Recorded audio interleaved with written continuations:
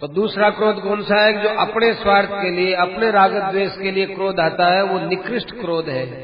और राम क्रोधम परम लेवे वदार्थम सर्व राक्षसाम, राक्षसों के वध के लिए राम जी को जो क्रोध आया, वो क्रोध बड़ा उनके अच्छा मालूम दे रहा था।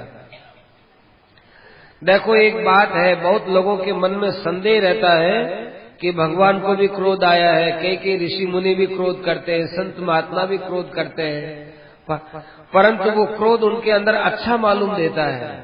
भगवान के अंदर क्रोध आया हुआ अच्छा मालूम देता है, महापुरुषों के मन में आया हुआ क्रोध अच्छा मालूम देता है। क्यों? क्योंकि महापुरुषों की कोई भी प्रवृत्ति होती है वो लोकहित कारणीय प्रवृत्ति होती है। लोक का हित हो लोगों का, इसलिए वे क्रोध करते हैं। तो वो क्रोध वास्तव में उनका भूषण है, कोई दूषण नहीं है। तो राम क्रोधम परम लेवे, इस प्रकार से राम जी का ये क्रोध बहुत अच्छा लगा। फिर जो है वो सैनिक मारे गए। सेनापति दूषण है, दूषण राम जी के सामने आया। दूषण के ऊपर राम जी ने अपने बाणों की वर्षा की, उसके घोड़े मारे गए, उसका सारथी मर गया, और अर्ध चंद्राकार भगवान ने बाण छोड़ करके और उस राक्षस के सिर के ऊपर प्रहार किया, उसका सिर कट करके नीचे गिर गया। और सेना के अंदर हाय त्राही मच गई, राम ने दूषण को मार दिया, राम ने दूषण को मार दिया। इस प्रकार से वे राक्षस लोग जो है बहुत घबराए और आकाश से आवाज आई, साधु साधु, बड़ा अच्छा किया, बड़ा अच्छा किया, दूषण तो कम से कम मारा गया। तो साधु साधु इति काकुत्स्थम सर्वभूतान्य पूजयन, राम जी महाराज की उन्होंने मन ही मन में बड़ी पूजा की। और अब महाकपाल, स्थूलाक्ष, प्रमाथी, महाकपाल, विपुल, ये बड़े बड़े राक्षस लोग थे, शूल लेकर के, बड़ा क्रोध लेकर के राम जी के सामने आए। तो राम जी ने महाकपाल का सिर काट दिया, स्थूलाक्ष के आंखों के अंदर बाण लगा दिया, और जो है प्रमाथी था, उस प्रमाथी का राम जी ने जो है मथन कर दिया।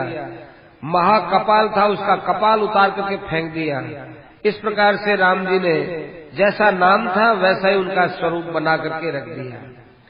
सेनापतियों को इस प्रकार से मरता हुआ देख करके खर बड़ा क्रुद्ध हुआ। क्रुद्ध होकर वो कहने लगा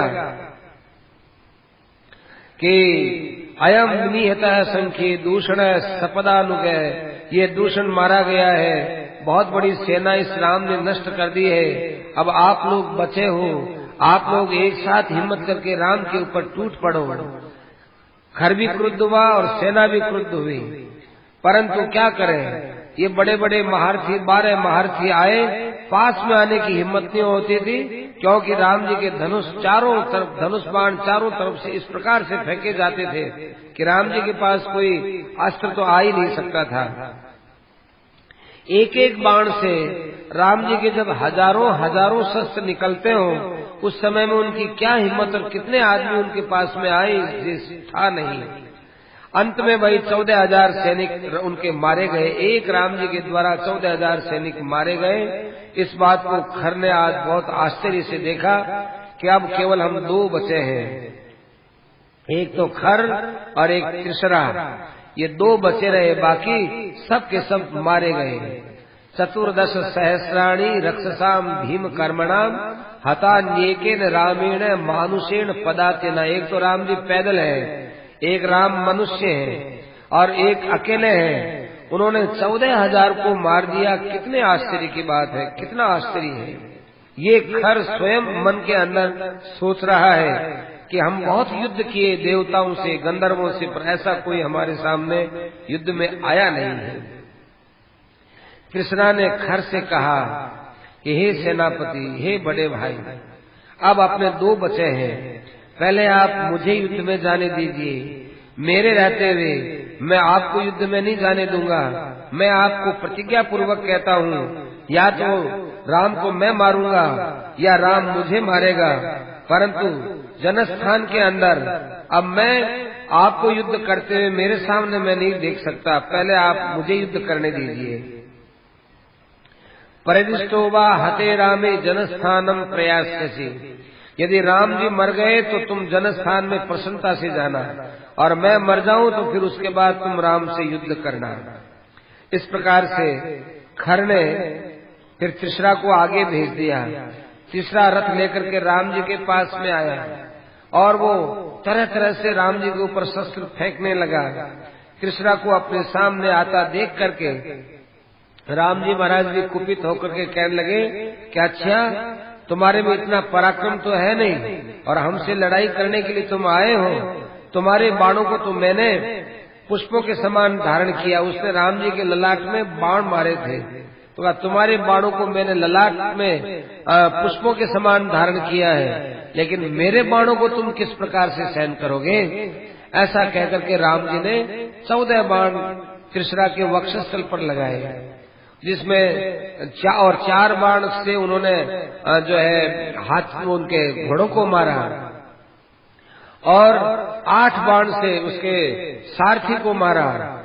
और उसके बाद जब वो 14 बाण गए त्रिशरा के वक्षस्थल पर, तो भाई वो तो वहीं जाकर के उसका रथ भी मर गया, सारथी भी मर गए, घोड़े भी मर गए, स्वयं भी मर गया।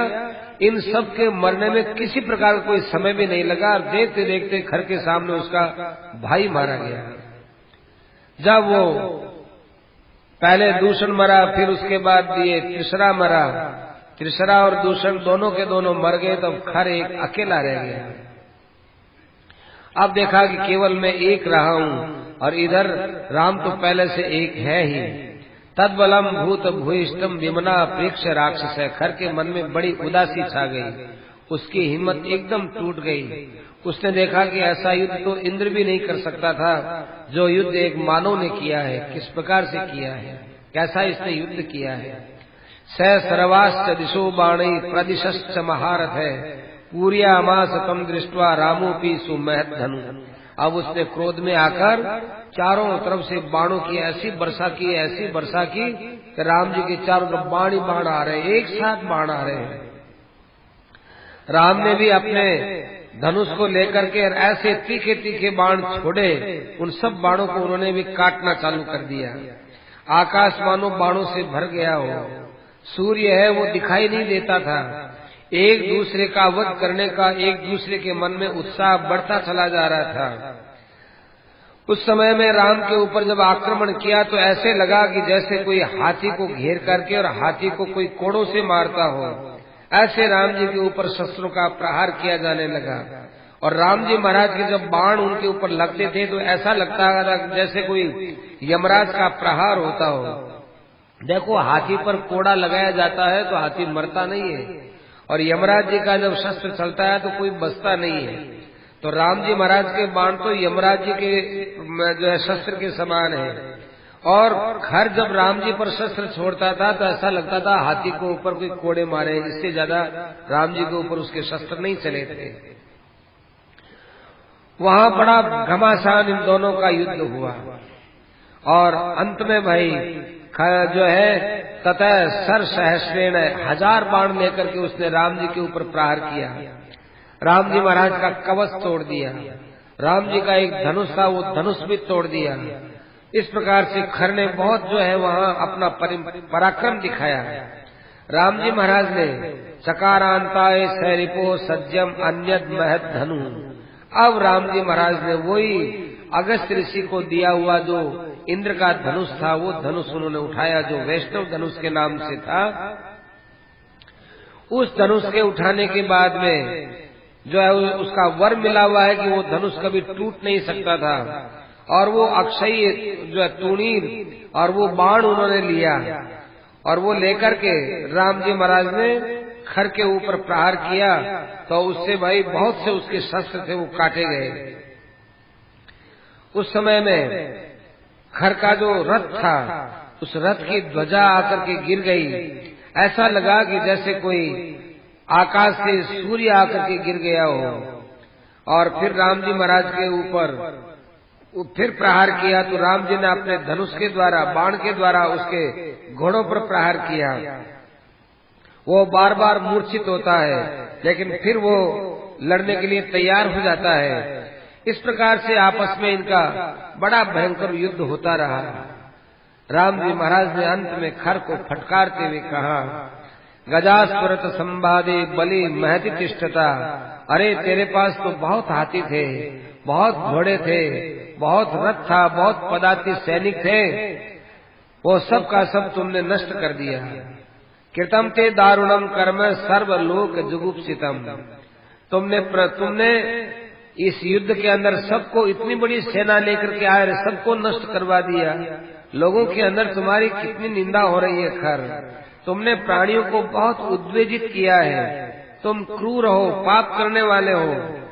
तीनों लोगों के अंदर वास्तव में तुम टिकने वाले नहीं हो। और कर्म लोक विरुद्धन, तो तुमने बहुत लोक परंपरा से विरुद्ध काम किया है। हे निशाचर, तुम्हारे जैसे दुष्ट प्राणियों को मारने के लिए ही तो हम दंडकारण्य में आए हैं। मनुष्य लोभ से पाप करता है और काम से पाप करता है। काम करते समय तो, लोभ करते समय तो उसको इस बात का ज्ञान नहीं होता है, परंतु उसके परिणाम में उसका विनाश होता है। जिस प्रकार से बरसात के अंदर एक ऐसा प्राणी होता है जो ओड़ों को खाता है, ओड़ों को खाते ही वो वहां पर समाप्त हो जाता है। दंडकारण्य में रहने वाले तपस्वी जो धर्म का आचरण करते हैं, यज्ञ करते हैं, उन लोगों को तुमने, निरपराध लोगों को मारा है। उसका फल तुमने भोग लिया है कि आज तुम्हारे पास में 14,000 सैनिक नहीं रहे, तुम्हारा भाई भी नहीं रहा, तुम भी अब मरने वाले हो। बहुत बड़ा ऐश्वर्य प्राप्त करके जो मनुष्य उसके अभिमान में आकर पाप करने लगता है, तभी से ही वो आदमी पाप के द्वारा ही वो मरने लग जाता है। लोक निंदा के द्वारा वो मरने लग जाता है। अवश्यम लभते कर्ता फलम पापस्य कर्मण। पाप का जो है कर्म, पाप कर्म करने वाले को उसका फल अवश्य मिलता है, क्योंकि क्रिया के बाद उस फल के उद्गम में थोड़ा समय लगता है। अतएव तुमने बहुत पाप किया तो उसका फल अब तुमको भोगना पड़ रहा है। पापाचरण के समय में तुमने ये नहीं सोचा था कि तुमको ऐसा फल मिलेगा। इसलिए आज मैं अपने बाणों के द्वारा जितने ऋषि मुनियों का तुमने अपराध किया है उन सब का फल प्रदान करूंगा। तान आद्य नीता संख्ये ससन्योनुगमिष्यसि। जिन जिन लोगों को तुमने मारा है उन तपस्वियों के पीछे तुमको मारकर तुमको भी मैं उधर ही भेज रहा हूँ। ये बड़े बड़े ऋषियों महर्षियों, देखो अब मैं बाणों के द्वारा आपको कष्ट देने वाले इस खर को मारता हूँ। निरयस्थम विमानस्था ये त्वया निहिता पूरा। और वे ऋषि मुनि हे खर तुम्हारी मृत्यु को देखने के लिए आकाश में खड़े हुए हैं। तुम्हारे पास यदि कोई शस्त्र है तो करो प्रहार, मैं उन सबको अभी समाप्त कर देता हूँ और उसके बाद मेरे शस्त्र को तुम झेलने के लिए तैयार हो जाओ। ऐसा कहकर के राम जी महाराज ने बड़ा क्रोध किया। खर ने राम जी की बात का उपहास करते हुए कहा, ओ मानव, तुम दशरथ के बेटा हो और इन छोटे छोटे राक्षसों को मारकर अपना वीर बखान कर रहे हो। तुम्हारे पास में ऐसी कौन सी शक्ति है कि जिससे तुम मेरे सामने खड़े रह सकते हो? तुम लोग बातें करना जानते हो, तुम अपने तेज से मिथ्या ही गर्वित हो रहे हो। तुम्हारे सामने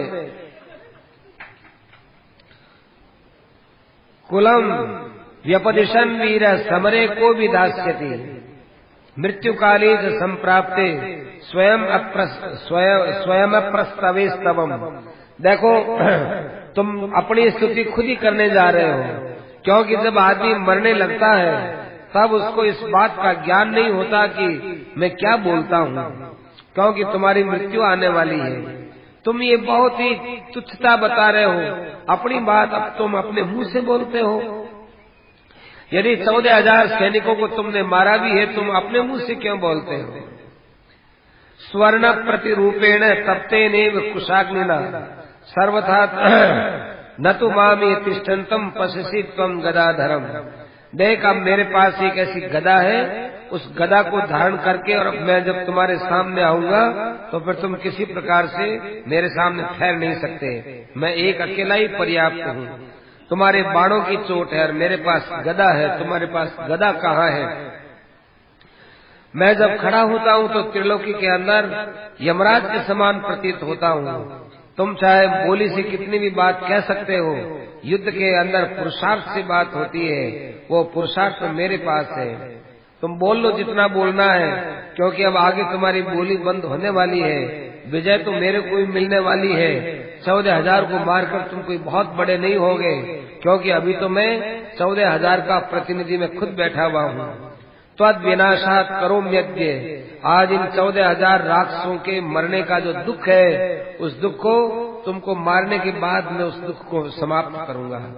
ऐसा वो क्रुद्ध होकर के भगवान के ऊपर गदा ली। गदा लेकर के उसने भगवान के ऊपर यूं गदा का प्रहार किया। भगवान ने एक बाण लेकर के उस गदा के कई टुकड़े कर दिए। जमीन के ऊपर वो गदा गिर गई। इससे खर को बड़ा आश्चर्य हुआ। और उसके बाद जब वो गदा टूट गई तो राम जी बोलने लगे, ले तुम बोलता था कि गदा मेरा ऐसा शस्त्र है कि जैसे यमराज जी से सब डरते हैं, ऐसे इस गदा धारण करने के बाद मेरे पास देवता भी नहीं टिकते थे। कहाँ गई तुम्हारी गदा? तुम्हारी गदा को हमने बाणों से नष्ट भ्रष्ट कर दिया है। देखो, कहना और चीज है, खर करना और चीज है। राक्षसानाम करोमीति मिथ्या तदपि ते भवः। तुमने कहा था कि राक्षसों के सबके आंसू पोंछ दूंगा, वो बात भी तेरी झूठी निकल गई। तुम लोग नीचे हो, तुम लोग क्षुद्र हो, तुम लोगों का आचरण अच्छा नहीं है, अतएव तुमको इस बात का पता ही नहीं है हम क्या बोलते हैं और उस बोली को हम कहाँ तक पूरा कर सकते हैं। खर, अभी भी मैं तुमको सावधान करता हूँ कि तुम अब जीने वाले नहीं हो। मेरा बाण तुम्हारे कंठ पर लगेगा और झागों से निकला हुआ खून यहाँ पृथ्वी पर गिरेगा। तू अब पृथ्वी के ऊपर पशुओं के समान धूल चाटता हुआ पड़ा रहेगा। तुम्हारे मांस को खाने के लिए ये पशु पक्षी तैयार हो रहे हैं, ये लालायित हो रहे हैं, परंतु तुम्हारे जैसे पापियों का ये भी मांस शायद ही खाए। इतना तुम लोगों ने यहाँ पर पाप किया है। दंडकारण्य में रहने वाले तपस्वी लोग मेरी शरण में आए हैं। खर, मैं इनकी शरण मेरी शरण में आए हुए इन दंडकारण्य के तपस्वियों का जो है भाव व्यर्थ जाने नहीं दूंगा। भविष्यन्ति शरण्यानाम शरण्या दंडकाय में, तो ये मेरे शरण्य है। शरण्य होने के कारण से मैं इनकी शरणागति को सफल करके रहूंगा। अद्य विप्रसरिष्यन्ति राक्षस्यो हत बांधवा, आज राक्षसियां वहाँ पर भाई बंधुओं के मरने पर खूब रोएंगी, दीनहीन वाणी में बोलेंगी और वो सोचेंगी कि हमारे पतियों ने निरर्थक ये युद्ध किया और निरर्थक तपस्वियों को कष्ट दिया।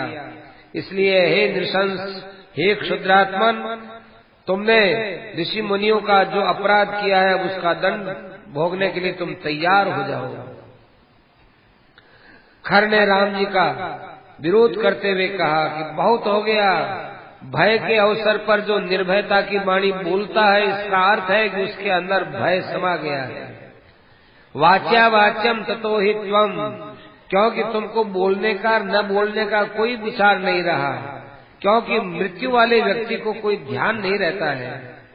काल पास परिक्षिप्ता भवंती पुरुषा ही, ये जो मरने वाले लोग होते हैं वे लोग न तो कार्य को जानते हैं, न अकार्य को जानते हैं, न मित्रों को जानते हैं, न शत्रु को जानते हैं, न अपने को पहचानते हैं, न परायों को पहचानते हैं। वे तो बेहोश हो जाते हैं। राम, तुम भी बेहोश हो गए हो, ज्ञान की दृष्टि से बेहोश हो गए हो। ऐसा कहकर के राम जी की तरफ उसने भ्रिकुटी तानी और एक साल वृक्ष को उसने उखाड़ा। साल वृक्ष को यूं घुमा करके और राम जी की तरफ फेंका। राम जी महाराज ने जो है बाण लगाया, वो बाण से साल वृक्ष के अंदर छेदन हो गया और वहीं पर वो साल वृक्ष टूट करके गिर गया। खर देखता है कि ओहो, मेरा तो सारा परिश्रम व्यर्थ गया। राम जी महाराज के शरीर पर पसीना पसीना हो रहा है। राम जी महाराज ने फिर अपने बाण लिए और उस बाणों से उसके शरीर के ऊपर जोर से प्रहार किया। उसके शरीर से खून निकलने लगा, जैसे कोई बरसात के अंदर गेरू पर्वत से जो है वो झरना बहता हो, उसका गेरू पर्वत से लाल लाल पानी बरसता हो, ऐसे उसके शरीर से खून बरस रहा था। और फिर उसके बाद राम जी महाराज ने दूसरा बाण लगाया। ऐसे खर के प्रति जो है वही इंद्र का भेजा हुआ जो बाण उसके शरीर में लगाया तब वो सीधा जाकर उसके वक्षस्थल में लगा और वो चक्कर खा करके और वहीं वो धड़ाम से गिर गया। देवताओं ने, गंधर्वों ने, चारणों ने, सब ने दुंदुभी बजाई, फूलों की वर्षा की, राम जी महाराज की जय जयकार करने लगे। सबके मन में बड़ा आनंद छा गया। सियावर रामचंद्र। 14,000 राक्षसों को खर दूषण सहित मार देने के बाद अब उनके मन में बड़ी प्रसन्नता हुई। सब आकाश में रहने वाले देवता, गंधर्व, चारण वगैरह कहने लगे कि ओहो, ऐसा कर्म राम के अलावा कौन कर सकता है, ये तो साक्षात विष्णु के समान पराक्रमी है। इस प्रकार से देवता लोग बहुत बोले और बोलने के बाद देवता लोग अपने स्थान पर चले गए। उसके पश्चात अगस्त्य आदि ऋषि ये राम जी के पास में वहाँ जो है पंचवटी पर आए, जहाँ युद्ध हो रहा था वहाँ आए और राम से अगस्त्य आदि ऋषि कहने लगे, हे राम, तुमने हमसे पूछा था कि इंद्र ने हमको ये धनुष क्यों दिया है, उसका रहस्य आज मैं तुमको बताता हूँ। जब तुम शरभंग के आश्रम में आए थे तब इंद्र हमारे आश्रम में आकर ये धनुष और बाण आज के दिन के लिए दिए थे। वो साक्षात आपको देने में संकोच करते थे, अतएव उन्होंने वो धनुष हमको दिया और हमने आपको दिया। आनितस्त्वम इमं देशम, आप इस देश में लाए गए हो। शरभंग ने आपको मेरे यहाँ इसीलिए भेजा है। हमने पहले से ही विचार कर लिया था कि राम दंडकारण्य में आए तो हम सब आश्रमों में से होते होते जाएं, ताकि आपको इन राक्षसों के विषय में पहले से ही सावधान कर दें। हमारी मन की इच्छा थी इन राक्षसों का वध हो और वो तुम्हारे द्वारा हो। हे राम, तुम्हारे द्वारा वध होने पर इन राक्षसों का कल्याण भी तो होता है। इस प्रकार से इनका कल्याण भी करना था और यहाँ ऋषि मुनियों की तपस्या भी सुरक्षित रखनी थी। तदिदम न कृतम कार्यम, हे दशरथ नंदन, तुमने ये कार्य पूरा कर दिया और दंडकारण्य में अब रहने वाले ऋषि मुनि सब निर्भय हो गए। जाओ राम, अब तुम अपने स्थान पर चले जाओ। इस प्रकार से लक्ष्मण जी भी सीता जी के सहित वहाँ आए। सब ऋषि मुनियों का उन्होंने पूजन किया। राम जी महाराज ने सब ऋषियों के चरणों में प्रणाम किया और वे अपने आश्रम में आकर बड़े शांति के साथ जो है रहने लगे। राम जी महाराज के शरीर को लक्ष्मण जी ने देखा, सीता जी ने देखा, कोई शरीर पर किसी प्रकार का कोई घाव नहीं था। सबके मन में बड़ी प्रसन्नता थी। सीता जी के मन में बहुत प्रसन्नता हुई। इस प्रकार से इन राक्षसों का वध हो जाने पर अपार प्रसन्नता संपूर्ण त्रिलोकी में हो गई। सब लोग बड़े आनंद के साथ वहाँ पर रहने लगे। लंका में जाकर उसने रावण से कहा कि हे महाराज, जनस्थान में रहने वाले राक्षसों के ऊपर बड़ा भयंकर संकट आया है। आपने वहाँ 14,000 सैनिकों के साथ खर को वहाँ रखा था। वो खर और 14,000 सैनिक मारे गए हैं। रावण की आंखें लाल हो गई। रावण ने उस समय में क्रोध के अंदर जलते हुए कहा, हे अकंपन, तुम्हारा नाम अकंपन है, लेकिन तुम्हारी वाणी से हमारे मन में कंपन पैदा हो गया। ऐसा कौन है जिसने जनस्थान के अंदर, जनस्थान कहो दंडकारण्य कहो एक ही बात है कि जनस्थान नाम क्यों था इसका, कि वहां पर भगवान के लोग रहते थे। जन माने भगवान के लोग, उनका स्थान था। तो कहने लगे उस जनस्थान के अंदर जिस व्यक्ति ने इस प्रकार से खर का 14,000 सैनिकों के साथ वध किया है, वो अब कभी जीवित नहीं रह सकता। इतना अप्रिय समाचार तुमने सुनाया है तो इंद्र ने भी किया है, तो इंद्र को कह दो कि तुम अपना सुख जितना भोगना था वो भोग लिया, अब तुमको जीने के लिए समय नहीं मिलेगा। यदि कुबेर ने ऐसा किया है, यमराज ने किया है, विष्णु ने किया है, उन सब को कह दो कि रावण अब तुम्हारे पर कुपित हो चुका है। मैं मृत्यु का भी मृत्यु हूँ और मैं वायु को भी रोक सकता हूँ, आग को शीतल कर सकता हूँ, सूर्य और अग्नि को मैं शीतल कर सकता हूँ, और जो है मैं विष्णु का भी परम नियामक हूँ, किसने ऐसा काम किया है, मुझे उसके विषय में तुम स्पष्ट बताओ। अकम्पन तो खुद बेचारा घबराने लग गया। रावण से कहने लगा कि महाराज, मैं आपको ये समाचार सुना रहा हूँ, मुझे बड़ा डर लगता है आपका समाचार सुनते ही आप कहीं मेरा वध न कर दे, मुझे आप अभय प्रदान करें। रावण ने कहा कि तुम्हें अभय प्रदान किया जाता है, बताओ ये सब किसने किया है। हाथ जोड़ते हुए घबराते हुए कहा कि महाराज, अयोध्या में कोई दशरथ नाम के राजा हैं, उनके सबसे बड़े बेटा जिसका नाम राम बताया जाता है, जो सिंह के समान पराक्रमी है, जो युवा है, जिसकी भुजाएं बड़ी लंबी लंबी है, जो श्याम वर्ण का है, बड़ा सुंदर शरीर है, उसने जनस्थान में खरदूषण की सेना का संहार किया है। रावण ने कहा लंबी सांस लेते हुए, अकम्पन जरा बुद्धि से विचार करो कि राम के साथ देवता मिले हुए हैं कि नहीं, क्योंकि बिना देवताओं के मिले हुए मेरे सैनिकों का, मेरे भाइयों का किसी प्रकार से कोई वध कर नहीं सकता है। निश्चित रूप से इसमें देवता लोग अंदर ही अंदर मिले हुए हैं। अकम्पन ने कहा कि हे लंकेश, राम स्वयं बड़ा तेजस्वी है, वो बड़ा श्रेष्ठ धनुर्धारी है, दिव्यास्त्र से संपन्न है, और उसका एक छोटा भाई है, उसका नाम लक्ष्मण है, उसका स्वर दुंदुभी के समान है, और वह युद्ध में बड़ा निष्णात है, वो आग का भी आग है। हे राजन, हे राक्षस श्रेष्ठ, इन दोनों ने मिलकर के जो कुछ किया है वो मैं बता सकता हूँ। मैंने वहाँ देवताओं को नहीं देखा है, मैंने और किसी को नहीं देखा है। शरा रामेण तु सृष्टा, एक राम ने बाण चलाए हैं, वे बाण बड़े भयंकर सर्प के समान बन जाते थे। एक बाण के छोड़ने पर उसमें से हजारों हजारों बाण निकल जाते थे और राक्षस लोग मर जाते थे। राम में मैंने अद्भुत पराक्रम देखा है। राक्षस लोग जिधर भी जाते थे वहाँ उनको राम ही राम दिखाई देते थे। वे सुने मार्ग को देख करके भगते तो वहाँ राम खड़े हुए उनको मिलते थे। इस प्रकार से थोड़ी देर में ही 14,000 सैनिकों को एक अकेले राम ने नष्ट कर दिया है। अच्छी बात है अकम्पन, हम वहाँ जनस्थान में जाएंगे और राम और लक्ष्मण को अभी हम मार के आएंगे। महाराज एक बार आप बात सुनिए, अपना बल और पुरुष समझिए।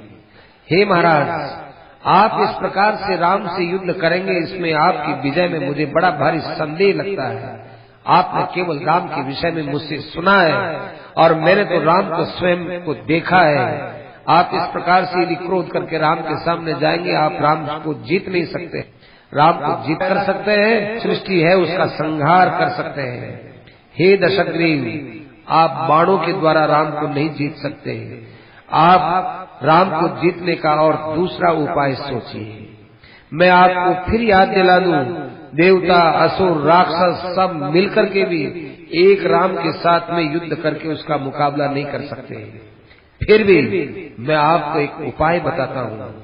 राम की प्राण प्रिया पत्नी सीता है, बड़ी सुंदर स्त्री है, सब अंगों का उचित रूप से विभाग हुआ है। सब स्त्रियों में सबसे सुंदर, सबसे श्रेष्ठ है वो स्त्री रत्न है।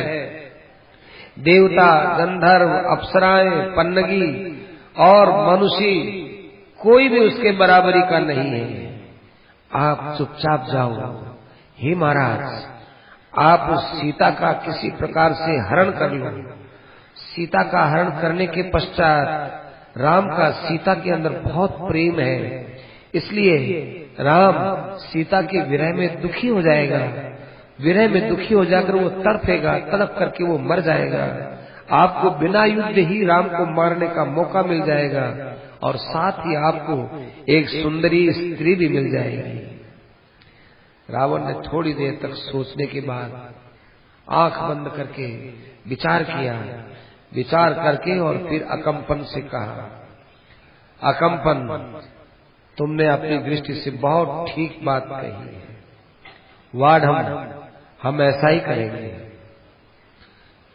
कल हम सारथी के साथ जाएंगे और जाकर के उस सीता को लाकर हमारी लंकापुरी में बैठा देंगे। तुम जाओ विश्राम करो। उसको विश्राम में भेज दिया। रावण जाकर अपने स्थान पर सोचने लगा, जो काम मुझे कल करना है वो काम मुझे आज ही कर लेना चाहिए।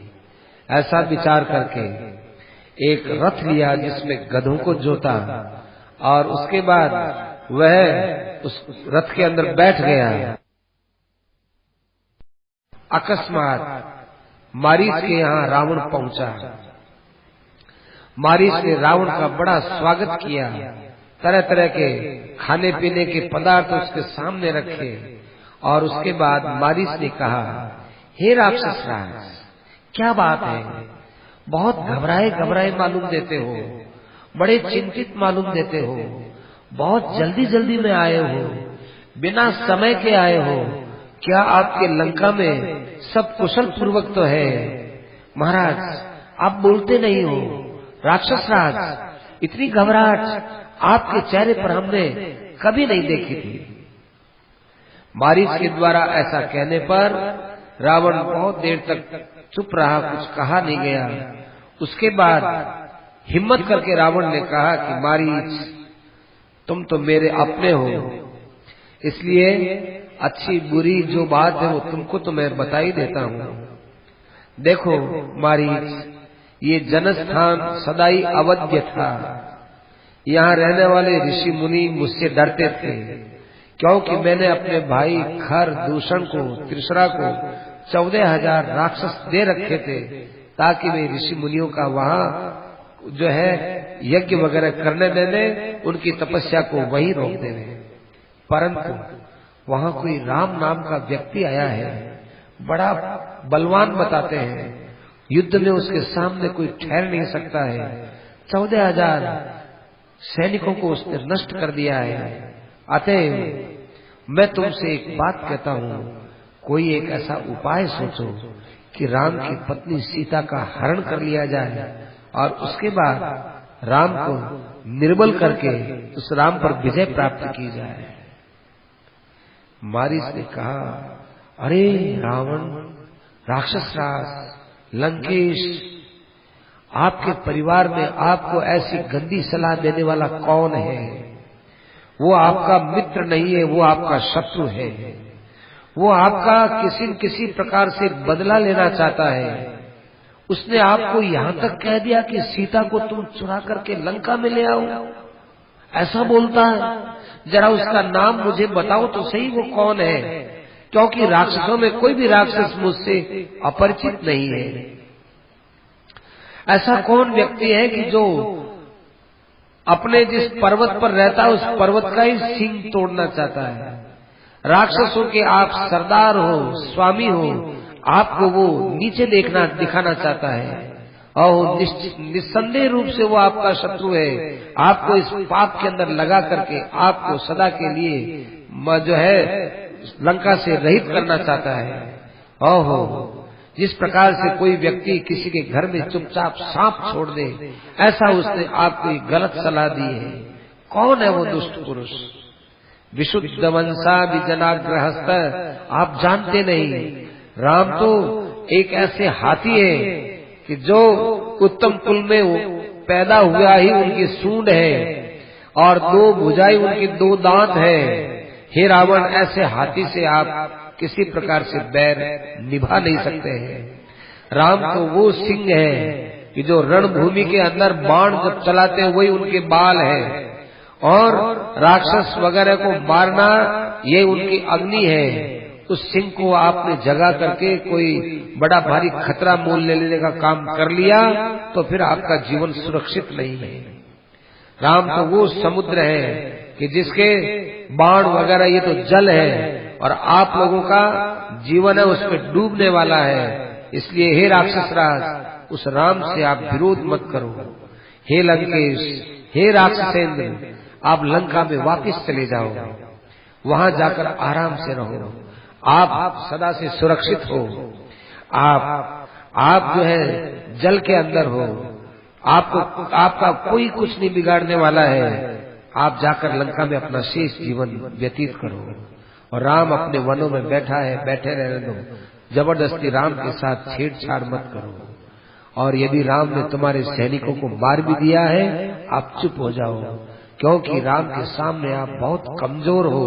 बलवान के साथ विरोध होता है, बलवान के साथ विरोध नहीं होता है, कमजोर के साथ ही विरोध होता है। अच्छी बात है मारीच, मैं वापिस जाता हूँ। रावण मारीच की बात सुनकर के वापिस लंका में चला गया। इधर रावण का दरबार लगा हुआ था। अकस्मात शूर्पणखा उस दरबार के अंदर रोती, चिल्लाती, चीखती, खून बरसाती, हाय हाय करती हुई प्रवेश करती है और ऊंचे सिंहासन पर बैठे हुए रावण को देखती है कि रावण उस समय ऐसा लगता है जैसे सचिवों के साथ घिरा हुआ इंद्र हो। रावण ऐसे लगने लगा कि जैसे सोने के समान देदीप्यमान आसन पर बैठा हुआ कोई साक्षात जलता हुआ अग्नि हो। रावण उस समय में ऐसा लगने लगा कि मानो साक्षात यमराज हो, जिसके चारों तरफ देवता, गंधर्व, प्राणी, ऋषि विराजमान हो। वो रावण ऐसा लगने लगा जैसे वह कोई बहुत बड़ा काल का रूप ही वहां पर विराजमान हो।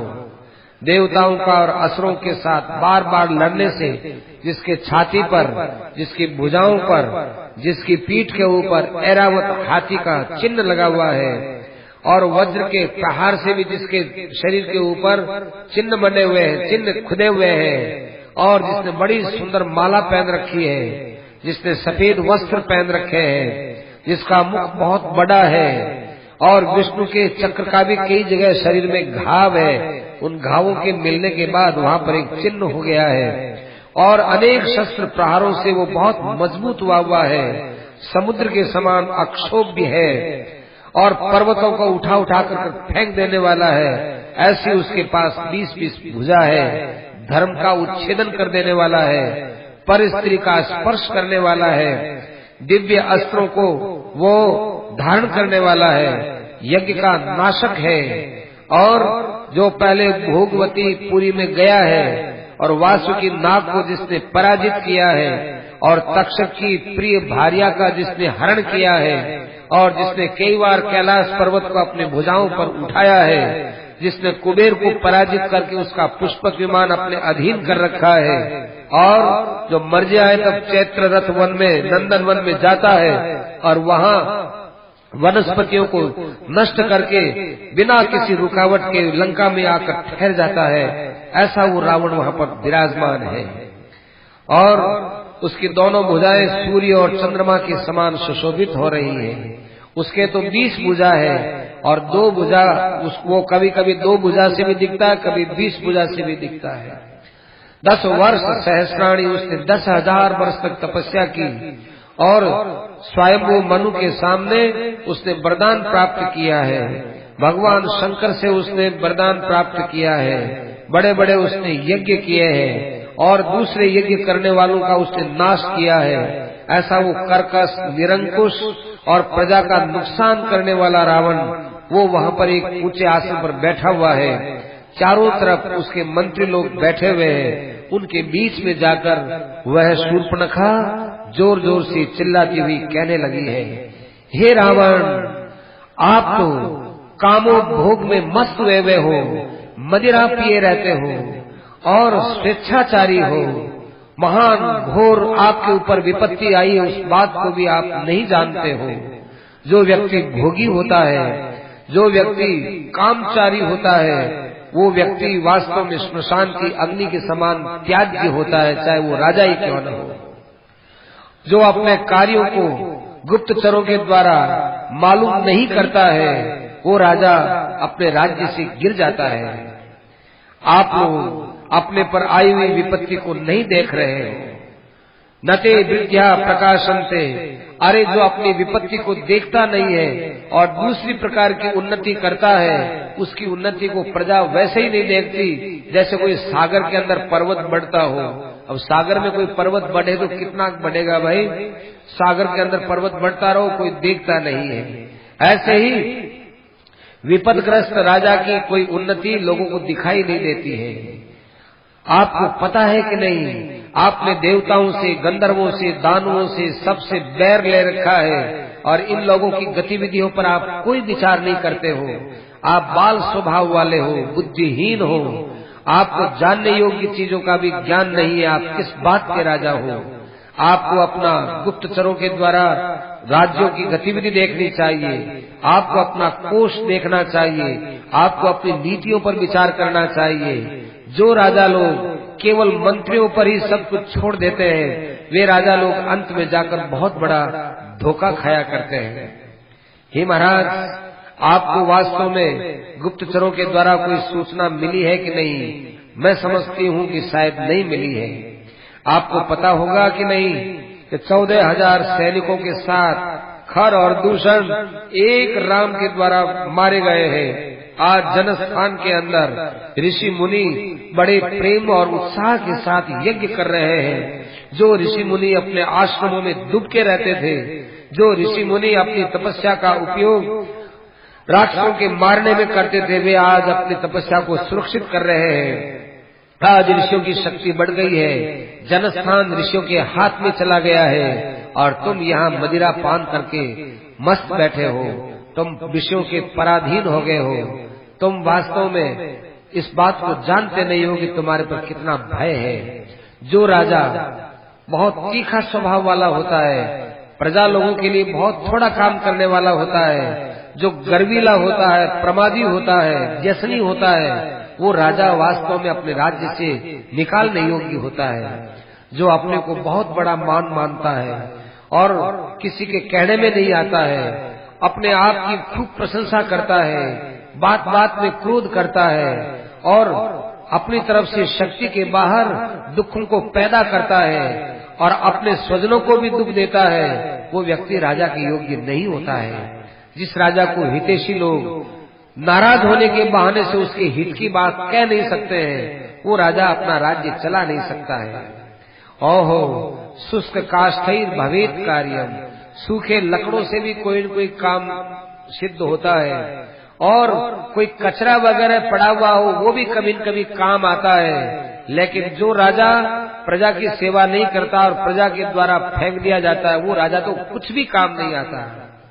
जिस प्रकार से पहना हुआ वस्त्र दूसरे दिन पहनने लायक नहीं होता, जैसे पहनी हुई माला दूसरे दिन पहने योग्य नहीं होती, उसी प्रकार से राज्य से भ्रष्ट हुआ राजा समर्थ होता हुआ भी वास्तव में महान निरर्थक है।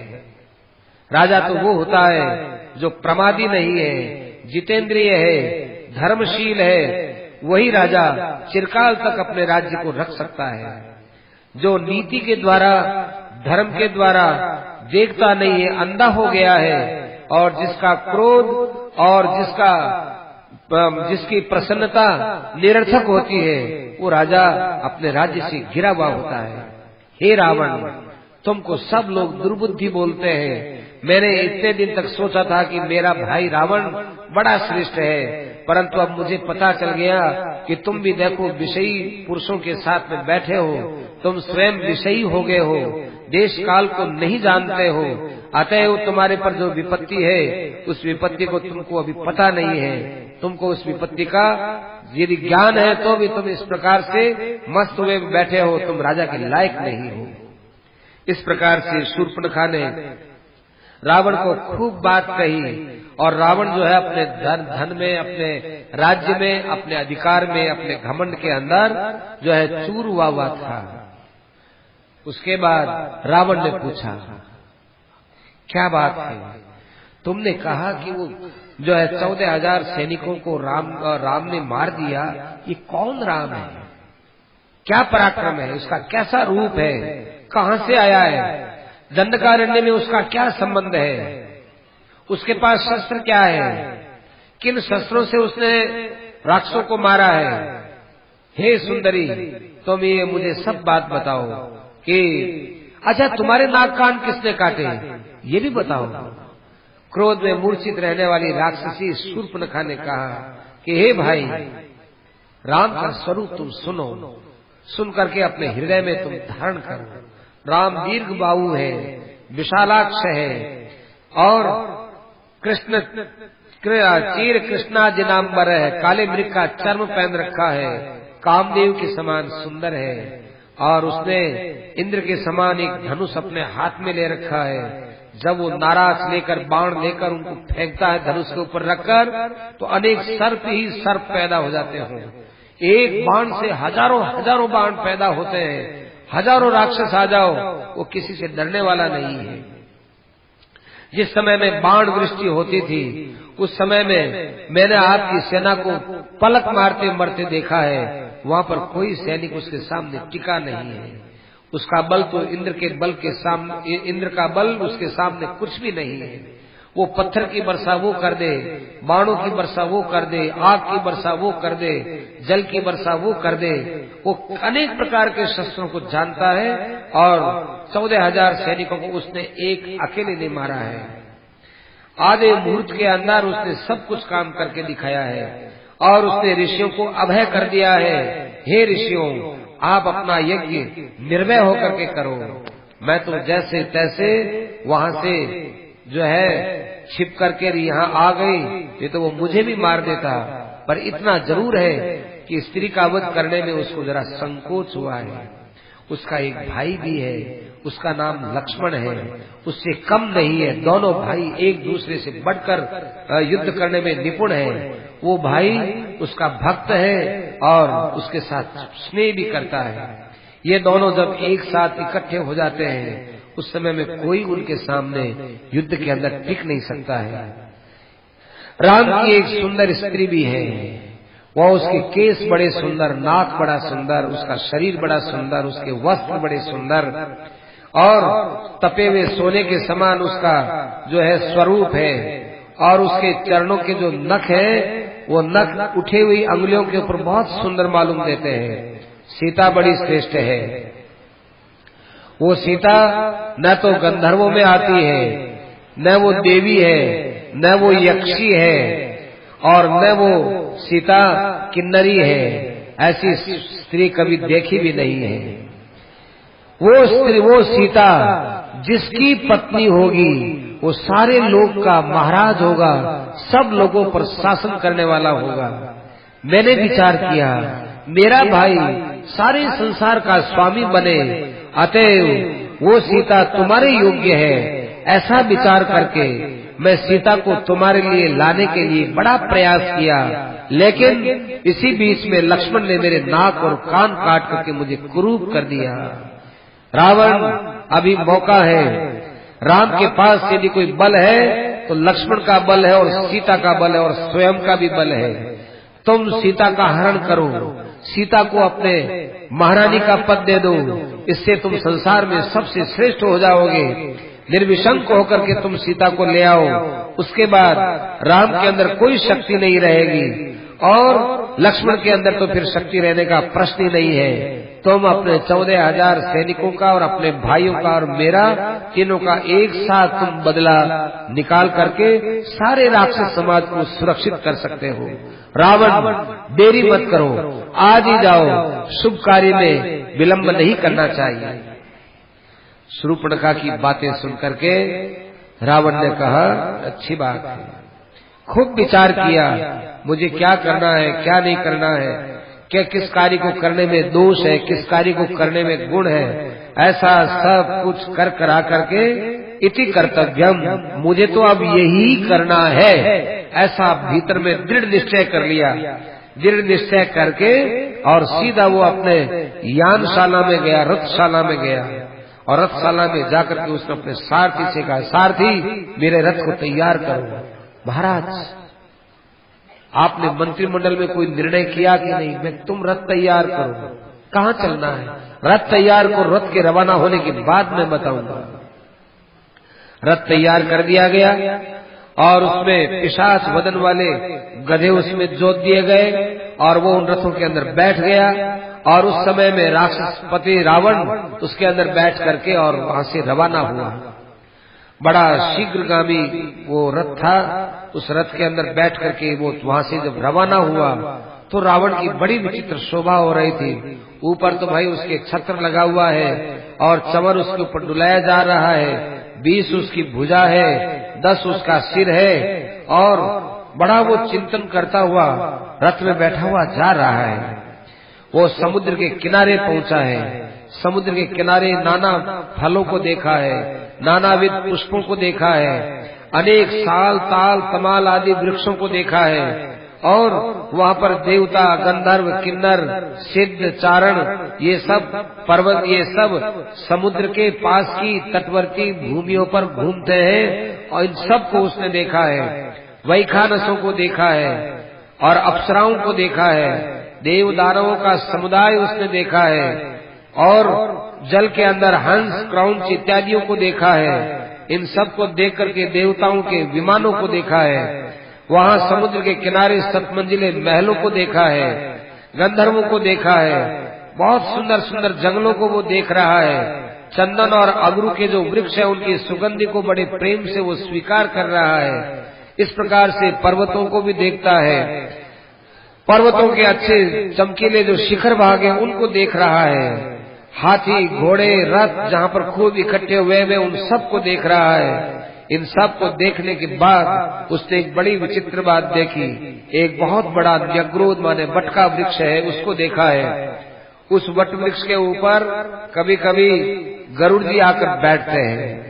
एक बार गरुड़ जी महाराज अपने चोंच में, ध्यान से सुनना, एक जो है हाथी को अपने चोंच में पकड़ रखा है, और उसी चोंच में एक बड़े भारी कछुए को पकड़ रखा है, दोनों को पकड़ रखा है चोंच में। और गरुड़ जी महाराज इसी वट वृक्ष के टहनी पर लाकर उस हाथी को और कछुए को खाने चले हुए। तो वो टहनी टूट गई। टहनी टूट गई तो उन्होंने देखा कि अरे इस वृक्ष के नीचे बड़े संत महात्मा है, तपस्या करते हैं, बेचारों की बड़ी मुश्किल हो जाएगी। तब उन्होंने जो है टहनी को पकड़ लिया पंजों से उन्हें टहनी को पकड़ लिया। तो जो है बड़ा आश्चर्य हुआ कि टहनी से उन्होंने पंजों को पकड़ लिया, और कच्छ उनको वैसे ही रखे रखा, हाथी को और जो है कछुए को भी पकड़ रखा। तो इस प्रकार से उनको देख करके सब ये वहां पर वैखानस और बाल खिल्य वगैरह बड़े आश्चर्य में डूब गए। देखो उसको स्थिर पकड़े रखा हो, और हाथी भी मुंह में और कछुआ भी मुंह में है। फिर उन्होंने देखा कि भाई अब क्या करें, ये टहनी नीचे गिर गई तो संत महात्मा सब मर जाएंगे।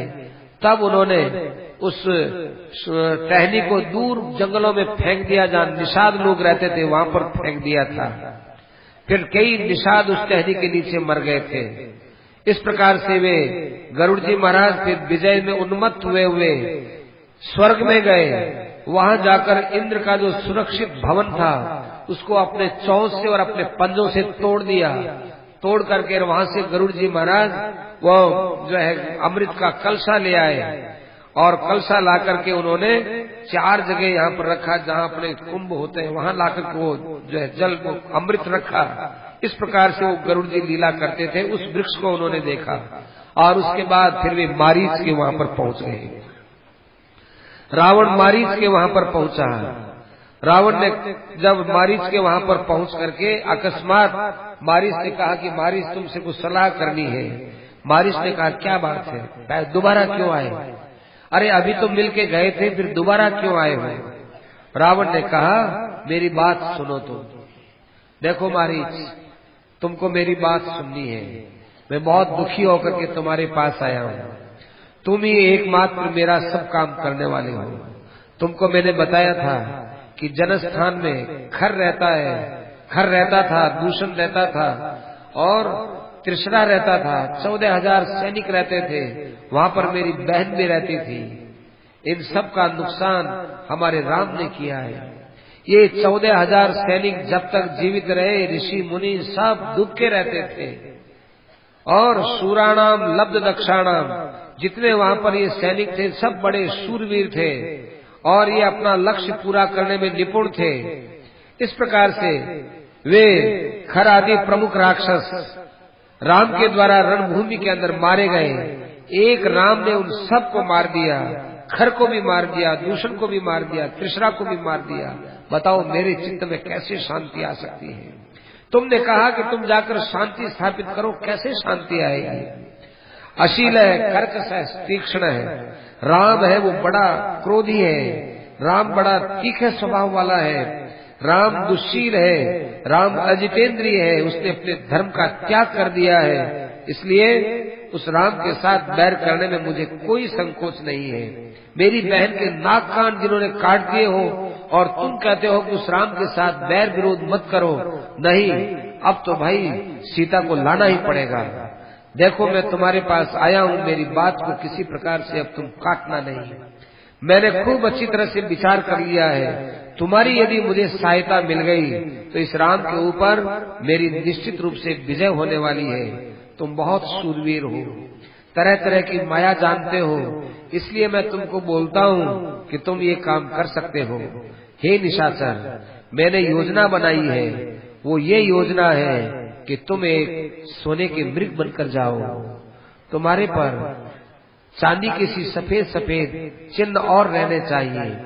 सीता के पास में तुम जाओ और उस आश्रम के पास में जाकर हरी हरी दूब खाओ और उस समय में सीता के आंखों के सामने तुम जाओ। सीता तुमको देखेगी, सीता को ये मृग बड़े अच्छे लगते हैं, ये मैंने मालूम किया है। सीता अपने पति से कहेगी और लक्ष्मण से भी कहेगी कि जाओ ये हिरण मेरे लिए लेकर के आओ। जब ये दोनों वहां से निकल जाएं, तब ये सीता आश्रम में अकेली रहेगी। उस समय में मैं सीता का इसी प्रकार से हरण कर लूंगा जैसे राहु चंद्रमा की कांति का हरण करता है। उसके बाद सीता को मैं लंका में ले आऊंगा और लंका में लाने के बाद फिर मेरी संसार में बड़ी कीर्ति फैलेगी, सबसे बड़ा शक्तिमान राजा होऊंगा और मैं अपने भाइयों का और 14,000 सैनिकों के मारने का उस समय में सब मैं अपना बदला ले लूंगा। ये सारी राम कथा मारीच के सामने रखी और मारीच से कहा कि मारीच अब इस काम को करना होगा। उस समय में उसका मुंह सूख गया, उसका शरीर भय के मारे कांपने लग गया, उसके नेत्र हैं निष्पलक हो गए, आंखें यूं देखने लग गया, उसके चेहरे पर बहुत उदासी हो गई। रावण उस समय में मृत भूत है, वो मानो मरा मासा हो गया। मारीच ने सब कुछ सुना। मारीच एक बहुत गहरे चिंतन में डूब गया। रावण को देख करके वो स्वयं भी डरने लगा, क्योंकि वो रावण को भी जानता था और राम को भी जानता था। रावण तो केवल अपने को भी नहीं जानता, राम जी को जानने का तो प्रश्न ही नहीं है। रावण ने तो केवल राम को सुना है और लोगों की बातों से वह तरह तरह की बात करने लगा है, लेकिन मैं तो राम को जानता हूँ, मैं तो अच्छी तरह से जानता हूँ, क्या करूँ। इधर रावण है, वो मुझे भय दिखा रहा है। कई देर तक उसने सोच करके हाथ जोड़ करके रावण के सामने मारीच ने अपने मन के विचार रखते हुए कहा कि हे महाराज, इस संसार में मीठी चिकनी चुपड़ी बात करने वाले लोग तो बहुत मिलेंगे, लेकिन कड़वी बात कहने वाले और मधुर बात कहने वाले और सुनने वाले दोनों ही नहीं मिलेंगे। मुझे ऐसा लगता है महाराज कि आपके राज्य को देखकर किसी के मन में बड़ी भारी जलन पैदा हो रही है। आप बड़े इस विषय में अनभिज्ञ हैं। आप बताइए, सब राक्षसों का हित करना चाहते हैं क्या? आप राक्षसों का नाश तो नहीं चाहते हैं? राम जी को क्रुद्ध करके और आप सब लोग आराम से रह सकते हैं क्या? सीता को आपने हरने का विचार किया है क्या? ये जीवन का आपका अंतिम समय नहीं है? यदि सीता के निमित्त ये युद्ध हो गया या ये लड़ाई झगड़ा मोल ले लिया तो उसके बाद आप सुरक्षित रह जाओगे? इसके ऊपर आप खूब अच्छी तरह से विचार करो। आपने राम के विषय में जैसा सुना है वैसा ही आप मान के रह रहे हो, ऐसा मत मानो। राम के विषय में खूब गंभीरता से विचार करो। आप देखो, मन चाहे आचरण कर रहे हो, आप निरंकुश हो गए हो। देखो, आप वो काम कीजिए जिससे लंका आपकी नष्ट न हो। आप दुश्शीलता का बर्ताव बिल्कुल मत करो। आपको किसी ने भी ये सलाह दी है तो बड़ी पापपूर्ण सलाह दी है। आप अपने आत्मीय लोगों के बीच में प्रेम से रहो, नहीं तो आपका कुल नष्ट हो जाएगा।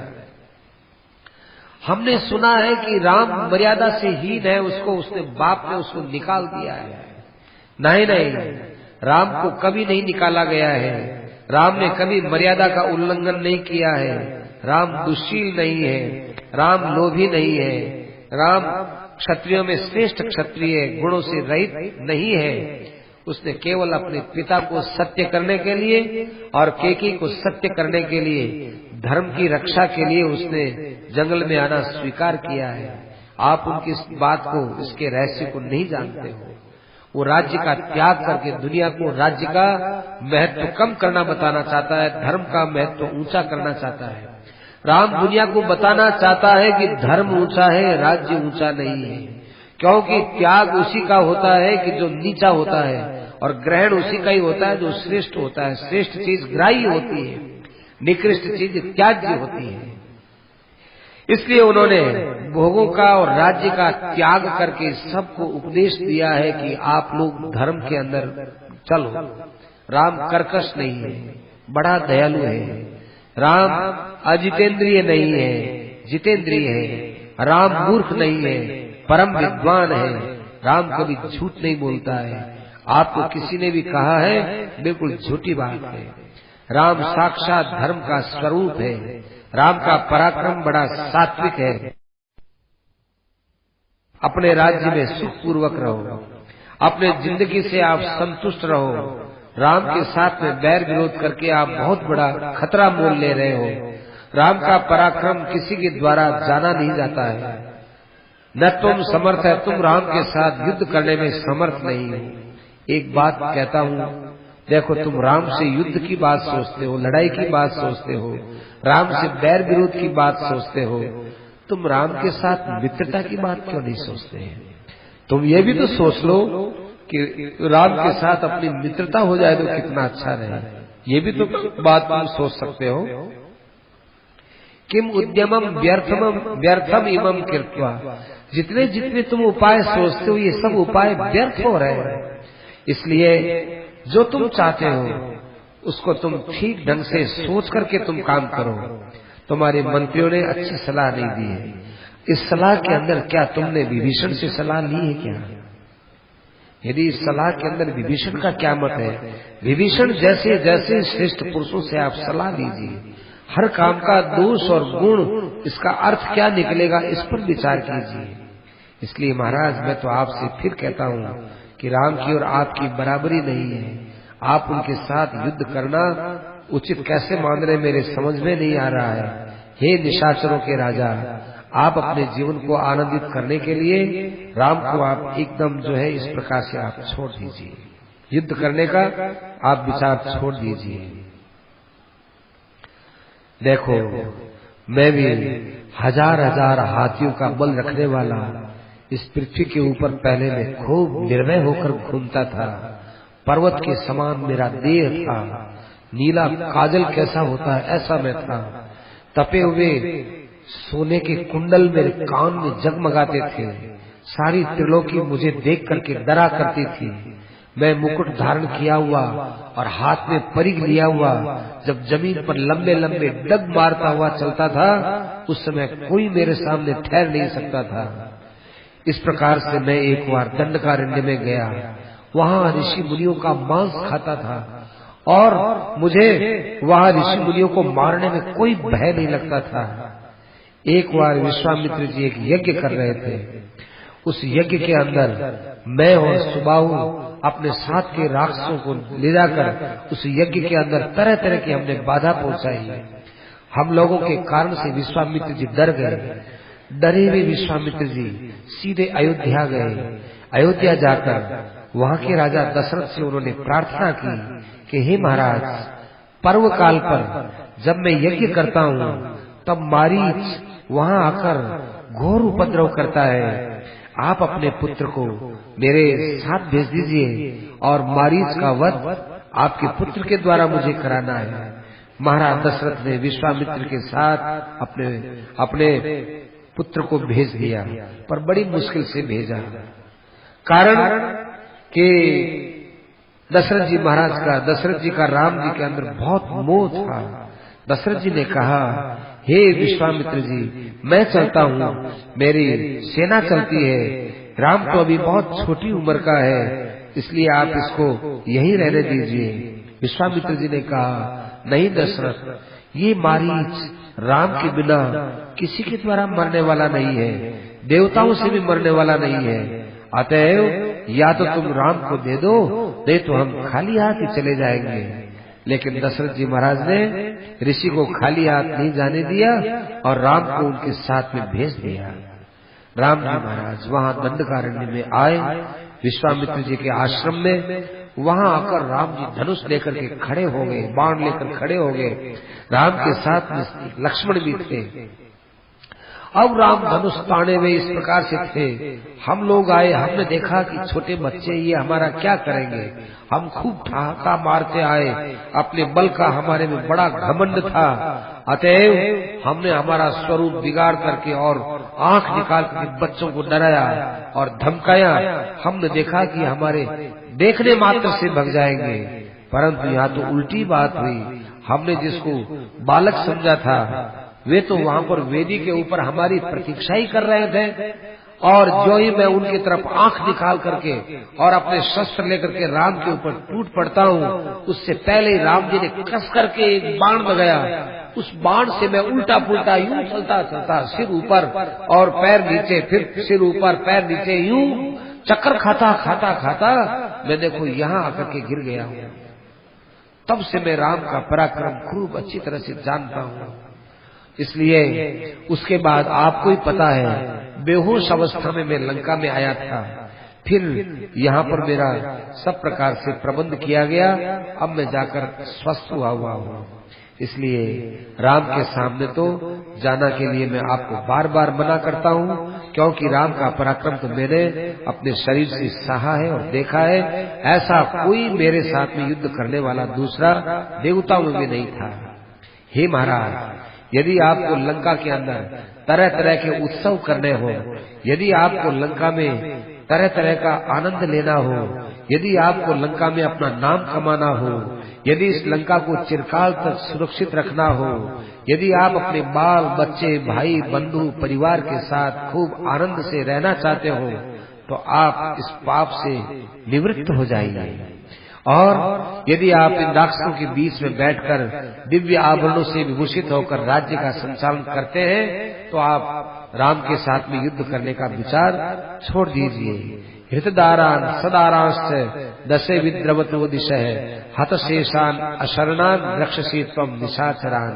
देखो, इन निशाचरों की आगे जाकर यदि तुमने राम की सीता का हरण किया तो वो दुर्दशा होगी। ये तुम्हारे निशाचर इधर उधर फिरते रहेंगे, इनके बाल बच्चे स्त्रियां सबकी दुर्दशा हो जाएगी। राम के बाणों के सामने कोई टिकने वाला नहीं होगा। लंका एक दिन धू धू करके जल करके राख हो जाएगी। रावण दूसरे की स्त्री का स्पर्श करने के समान नान्यत पाप तरम महत, इससे बढ़कर दूसरा कोई पाप है ही नहीं। इसलिए तुम्हारी हजारों स्त्रियां हैं, वहीं पर तुम संतुष्ट रहो और सीता के ऊपर दृष्टि डालना तुम्हारे लिए बहुत घातक चीज होगी। तुम्हारा अपमान होगा, तुम्हारा कुल का नाश होगा और तुम महान संकट के अंदर फंस जाओगे। तुम मेरे खास अपने हो रावण। इसलिए मैं तुमको बार बार ये बात कहता हूँ कि यदि तुमने सीता के साथ में सीता को यदि यहाँ तुम ले आए और सीता को अपनी पत्नी बनाने का विचार किया, तो तुम भाई बंधुओं सहित समझ लो कि अब मैं मर चुका हूँ। अपनी मृत्यु को अपने पास में देखो तो आप भले ही देख लो, अन्यथा ये चीज आपके लिए उचित नहीं है। और देखो, मैं तुमको और एक बात कहता हूँ। मुझे मालूम चला कि राम जो है वो दशरथ जी के वचनों को सत्य करने के लिए दंडकारण्य में आ गए हैं। एक बार मेरे दिमाग में तुम्हारे ही समान खुराफात पैदा हुई। मैंने 2 राक्षसों को अपने साथ में लिया। मैंने सोचा कि राम का बदला लेना है। हम 2 राक्षसों के साथ रवाना हुए तो हम 3 राक्षस हो गए। तीनों राक्षस मृग बनकर के दंडकारण्य में गए। जहाँ पर राम, लक्ष्मण और सीता तीनों विराजमान थे, वहाँ हम तीन जो है ये राक्षस हिरण बनकर के बहुत बड़े हिरणों के झुंड के अंदर चले गए। और वहाँ मैं बड़े तीखे तीखे दृष्टि से राम की ओर देख रहा था। मैंने देखा कि इतने के अंदर राम मुझे थोड़ी पहचान लेंगे। वो झुंड जब आगे जा रहा था तो मैं पीछे रहा। पीछे रह करके अपने दोनों साथियों से कहा कि तुम भी मेरे साथ रहो। और उसके बाद मैं राम के वहां पर जाकर उसको यूं देखने लगा और विचार किया कि मेरे तीखे तीखे सींग हैं, इन सींग से मैं राम के पेट के अंदर प्रहार कर दूंगा, क्योंकि राम को ये थोड़ी पता है कि ये मारीच है। ऐसा विचार करके मैं वहां पर गया। वैसे मैंने राम के मिलने से पहले और भी कई अग्निहोत्र वगैरह करने वाले लोग थे, तपस्वी लोग थे, उन सबको मैंने परेशान किया, सबको पीड़ित किया, उनका मांस खाया, किसी को मारा, किसी का खून पिया।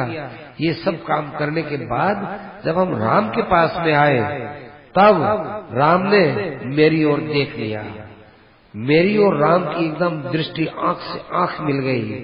राम ने लक्ष्मण से कुछ कहा, लक्ष्मण और राम ने कुछ बात की, और उस बात करने के बाद तापसोयम इति ज्ञात्वा पूर्ववैरम अनुस्मरण, मैंने तो देखा कि ये तो तपस्वी का रूप बनाया हुआ है, अब वो राम थोड़ा ही होगा। इसलिए मैंने तो पिछला बैर याद रखा और इनको मेरी करतूतों का ज्ञान हो गया। उसके बाद उन्होंने निशाना लगा करके हम तीनों के लिए 3 बाण छोड़े।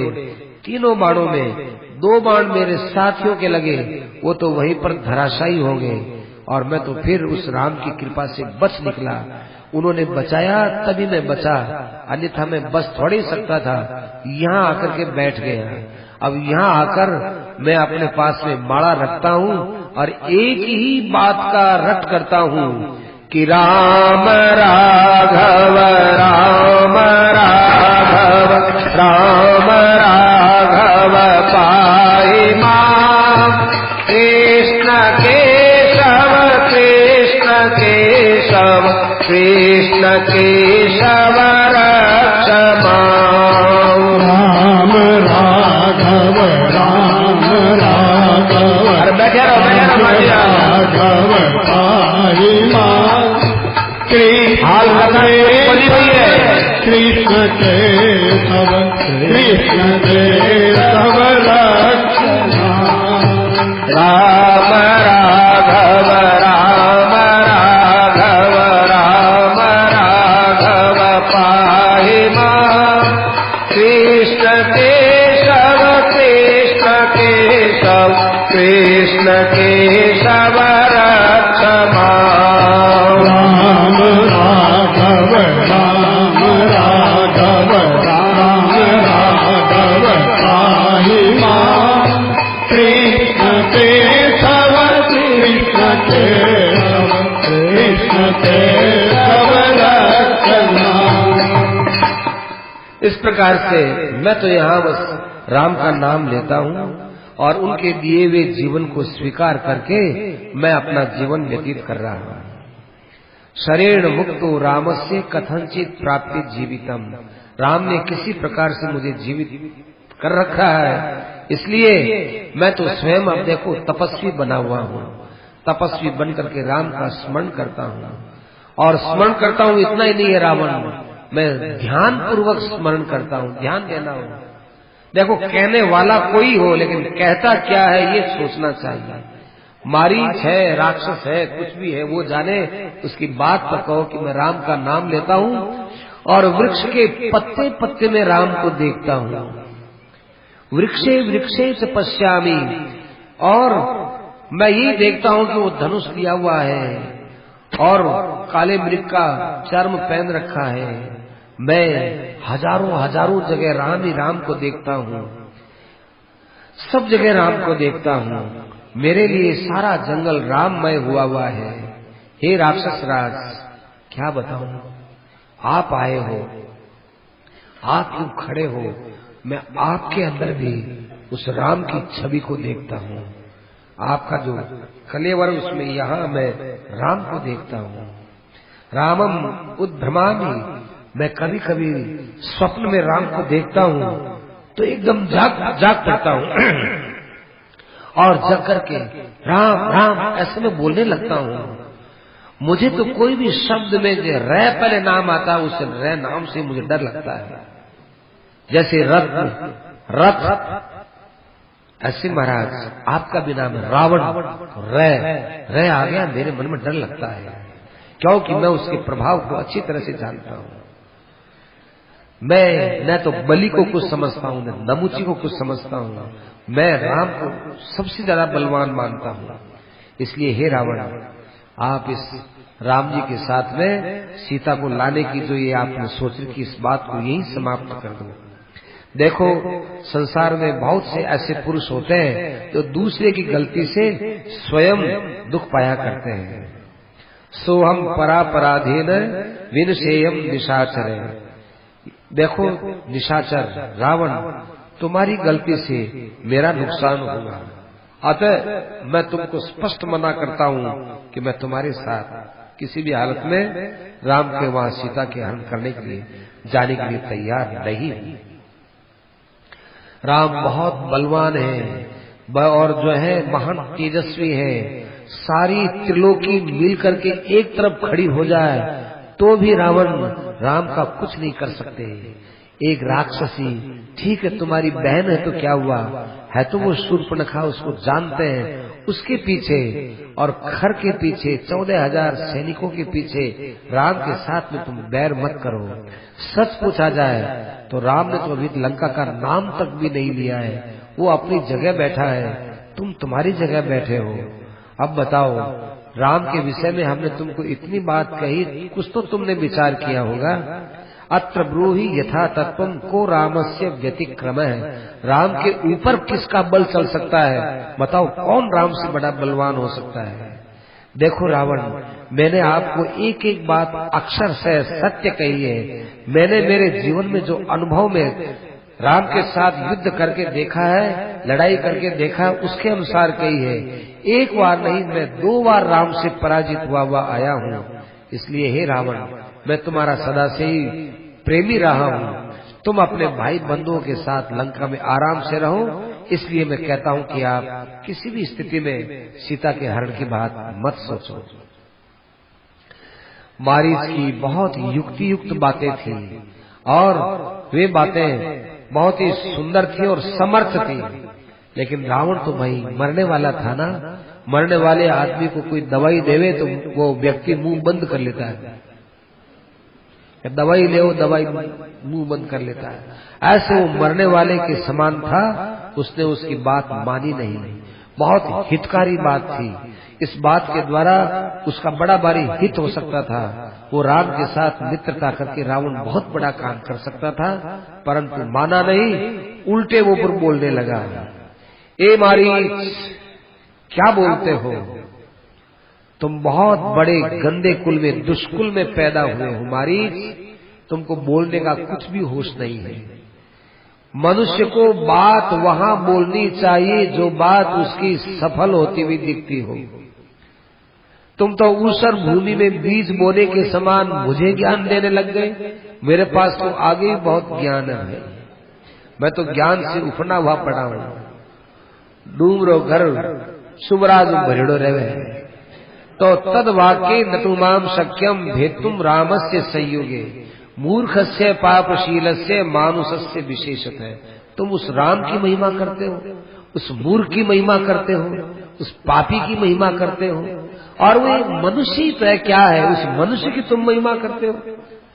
अरे तुमने कितनी लंबी चौड़ी महिमा की, हम तो एक बात में जो है निर्णय करके बता देते हैं। खूब चावल हो, कड़ा भरा चावल हो, वो चावल कच्चा है कि पक्का है, तो एक चावल लिया और ये मसल के देख लिया कि आप पक गया अथवा थोड़ी देर है अभी इसमें। ऐसे ही इतना सा ही तुम सोच लो, ज्यादा मत सोचो कि उसके माता ने पिता ने योजना बना करके उसको राज्य से निकालने का षड्यंत्र रचा और उसने कह दिया कि मैं तो धर्म मान करके राज्य छोड़ करके जंगल में जाता हूँ। यही तो राम की अकल है ना।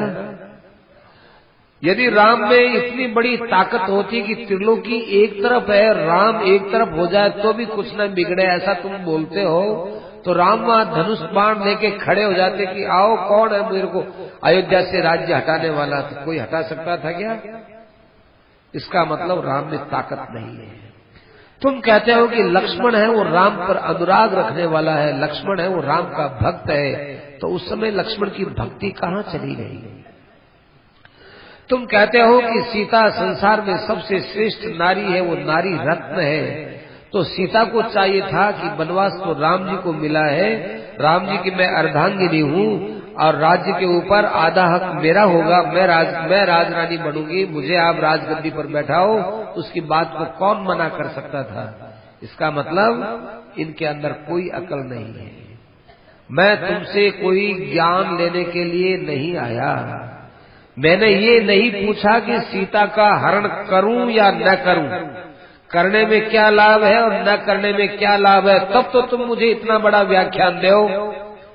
अपायम व उपायम व, किस कार्य को करने में मुझे लाभ है, किस काम को करने में नुकसान है, तुम अपनी सम्मति बताओ, तब तो तुमको कहनी चाहिए थी।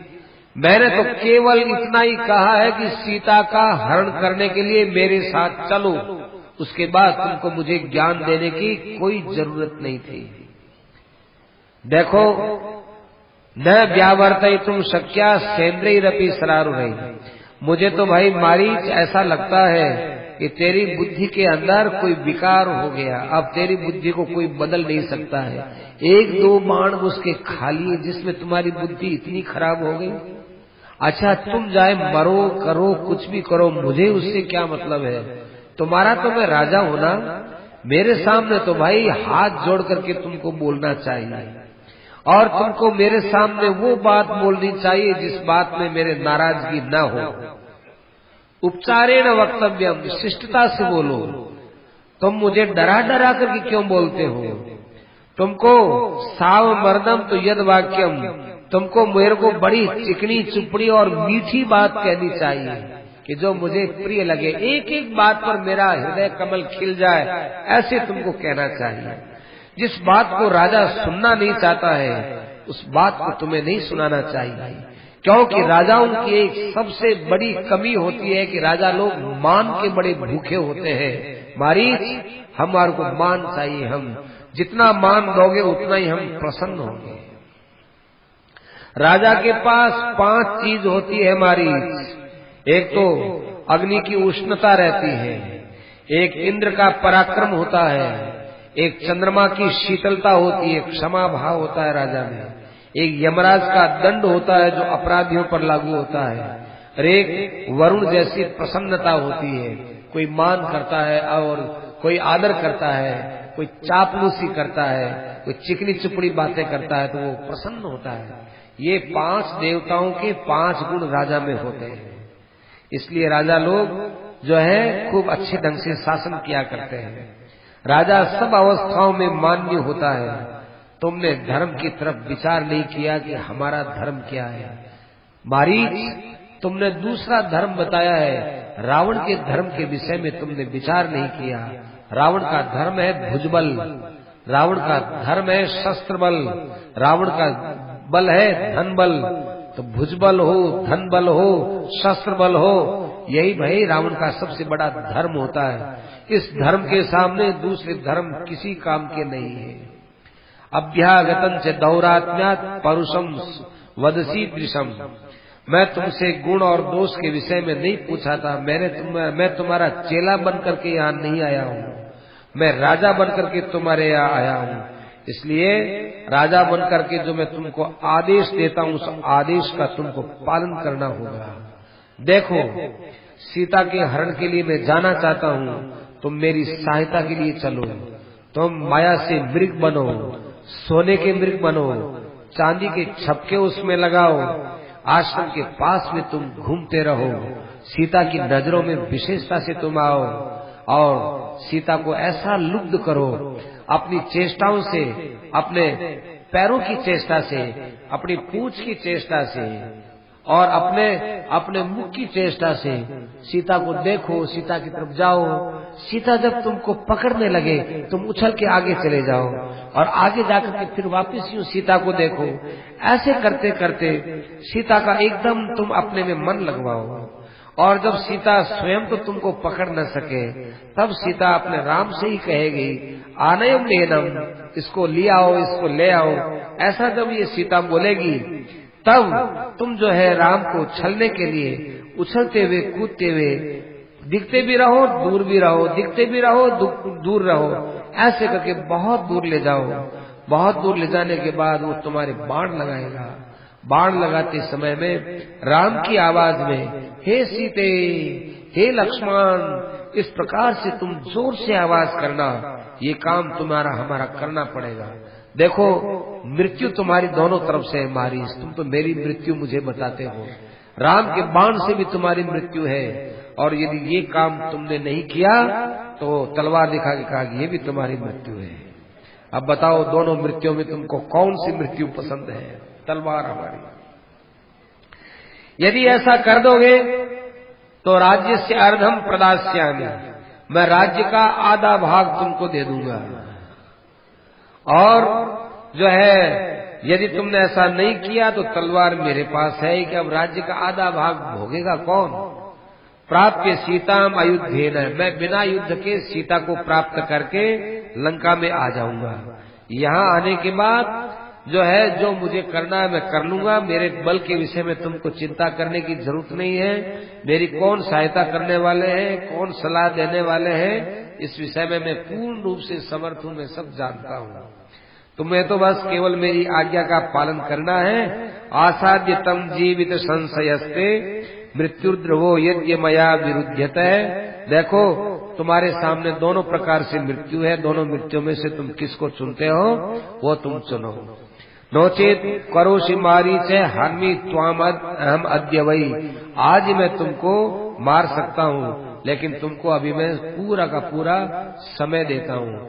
उस समय के अनुसार मैं तुम्हें फिर बताता हूँ कि तुम्हें आगे ऐसा काम जो है मेरे को उपदेश देने का काम नहीं करना चाहिए और मैं कहूँ वैसा काम करना चाहिए। रावण ने जब इस प्रकार से आज्ञा दी तो मारीच ने फिर कहा हे महाराज, आपको ऐसा खोटा उपदेश किसने दिया है? मुझे तो आप मृत्यु का डर बताते हो, कोई बात नहीं, मुझे तो यहाँ मरना है और वहाँ मरना है, पर मरने से पहले पहले मैं आपको कम से कम ये बता तो दूं कि आप जो काम करने जा रहे हो वो उचित है कि नहीं। आप अपने पुत्रों का नाश, मंत्रियों का नाश, संबंधियों का नाश, लंका का नाश क्यों कराते हो? या तो आप लंका के शत्रु हो या कोई आपका लंका में शत्रु बैठा है, इसमें कोई संदेह नहीं है। जिसने भी आपको ये सलाह दी उसके पास अकल नहीं है। यदि मंत्रियों ने आपको सलाह दी है तो मंत्रियों को जाकर आप फांसी की सजा दे दो, और मंत्रियों ने सलाह नहीं दी है और आप अपनी तरफ से स्वयं ही कामचारी बन करके ऐसा काम कर रहे हो तो मंत्रियों को चाहिए कि आपको कैद खाने में डाल करके रख देंगे। जो राजा धर्म, अर्थ, काम और यश के विपरीत काम करता है वो राजा वास्तव में कैद खाने में डालने योग्य होता है। और जो मंत्री लोग अपने स्वामी के ऊपर विपत्ति आती है और उस विपत्ति के अंदर और ज्यादा उसको विपत्ति में ही देखते रहते हैं, वे सब मंत्री लोग भी दंड के पात्र होते हैं। सब अवस्थाओं में राजा की रक्षा करनी चाहिए, पहला काम होता है। राज्यम पालयितुम शक्यम न तीक्ष्णेन निशाचरे। रावण, सब जगह आप अपना क्रोध मत दिखाओ, सब जगह लोगों से विरुद्ध मत रहो, सबसे अविनीत बन करके मत रहो। आखिर भाई तुमको सबको साथ में लेकर के चलना पड़ेगा। विषमेशु रथा शीघ्रम मंद सारथे हो यथा। देखो जिन मंत्रियों की सलाह अच्छी नहीं होती है वे मंत्री राजा को इसी प्रकार से दुख में पटक देते हैं जैसे उबड़ खाबड़ रस्तों में रथ गया हुआ जो है सारथी सहित रथी को नीचे पटक देता है। दूसरे के अपराध से आप अपने अंदर किसी प्रकार का दुख मत ले। अवश्य विनाश होगा रावण, अवश्य विनाश होगा। आज मेरी बात आपको बहुत बुरी लग रही है लेकिन कभी आपको मेरी बात को ऊपर विचार करना पड़ेगा। रावण तुम्हारी दशा बहुत खराब होगी। रावण तुम्हारे सिर पर मौत नाच रही है। मैं अपनी आंखों से तुम्हारी मौत देख रहा हूँ। रावण राम के दर्शन से ही अनेन कृत कृत्योस्मि, तुम्हारे तो एक ही बात मुझे अच्छी लग रही है कि तुम मुझे ये कह रहे हो कि राम के पास जाओ, राम के पास जाओ, राम को छल करके तुम राम को ले जाओ, राम के बाण खाओ। ये बात तो मुझे तुम्हारी एक ही बात अच्छी लगी है। मैं तो राम के दर्शन से कृतकृत्य हो जाऊंगा, मैं तो अपना कल्याण कर लूंगा, लेकिन रावण तुम्हारा बड़ा भारी नुकसान होगा। यदि तुम सीता को ले आए तो तुम्हारी लंका और तुम्हारे राक्षस बिल्कुल नहीं रहेंगे। मैं फिर तुमको हितैषी होकर के मना करता हूँ, या तुम विचार कर लो, मेरा कोई नुकसान नहीं है, मुझे तो बड़ा लाभ है, मैं तो राम के पास चला जाऊंगा, लेकिन तुम्हारा बड़ा नुकसान होने वाला है। मारीच की ये बात सुनकर के रावण ने कहा कि मारीच, बस तुमने ये कह दिया ना कि मैं तो चलने के लिए तैयार हूँ, बस मैं इतनी बात सुनता हूँ और बात तुम्हारी नहीं सुनता। चलो मेरे साथ और बैठो मेरे साथ इस रथ में, और रथ में बैठ करके चलो। मारीच को रथ में बैठाया, और रथ में बैठाने के बाद अब उसने कहा, ये पीठ पर हाथ फेरते हुए, मारीच तुम क्या सोच रहे हो? तुमने राम का पराक्रम तो देखा है, मेरा पराक्रम तुमने नहीं देखा। नहीं रामम पराक्रम्य जीवन जीवन प्रतिनिवर्तते। देखो मैंने तो राम का पराक्रम देखा है, मेरा पराक्रम तुमने देखा नहीं। ये जो तुम बोलते हो मेरा पराक्रम देखने का यही समय है, जिस समय को तुम मना कर रहे हो यही वो समय है। अब तुम मेरे पराक्रम को देखना। तुमने ये नहीं सोचा कि मैं कितनी युक्ति से काम कर रहा हूँ, सीता का चुपचाप हरण करके ला रहा हूँ, तो युद्ध से मैं टल रहा हूँ। मेरे राक्षस कहाँ मरेंगे? राक्षस तो युद्ध करने से न मरते हैं। मैं यदि रावण खरदूषण के समान राम के सामने जाऊं राक्षसों को लेकर, तब वो राक्षस को मारेगा। अरे मैं तो चुपचाप जा रहा हूँ, और राम को और लक्ष्मण को मैं अलग करके चुपचाप सीता को लाकर लंका में रख रहा हूँ। तो मैं बिना युद्ध के सीता को लाकर त्रिलोकी का राजा बन जाऊंगा, सबसे श्रेष्ठ बन जाऊंगा। और राम है वो सीता के वियोग में दुखी होकर के मर जाएगा, और राम के वियोग में लक्ष्मण मर जाएगा। बिना शस्त्र के मैं जो विजय का उपाय सोच रहा हूँ, इसमें तुम जरा से भी विचार नहीं करते हो। मेरी कितनी बुद्धि है, क्यों मैं इसमें दूसरों की सलाह लूं? मुझे इस मार्ग में बिल्कुल औचित्य प्रतीत होता है। मारीच ने कहा कि अब क्या करें, जब मैं आ ही गया हूँ तब फिर अब जो है आ ही गया हूँ, लेकिन आपकी बुद्धि खोटी है। आदमी जैसा सोचता है वैसा ही सब कुछ नहीं होता।